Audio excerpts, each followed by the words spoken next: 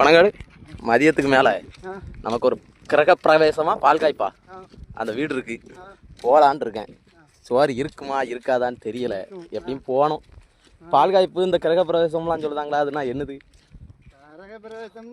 கஷ்டப்பட்டு வீட்டை கட்டி ஆமா, எப்படியும் ஒரு இப்போ உள்ள காலகட்டத்துக்கு எப்படி பார்த்தாலும் ஒரு 5-6 லட்சம் வந்துடும்.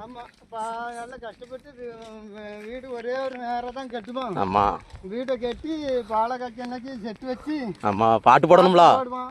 அவன் பாட்டு ரேடியா செட்டுக்காரன் வீடு நமக்கு சொந்தம் இல்லையே பாடுடா பாட்டா போடுவான். அப்ப நமக்கு கிடையாதா? நம்மளுக்கு இல்ல அந்தால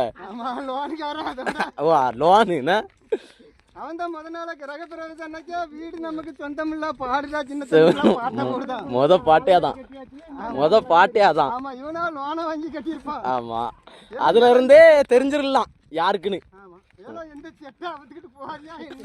முத கணக்கு வழக்க அவனை தான் முடிக்கணும், வீட்டை பார்த்து விரட்டி விடலாம்.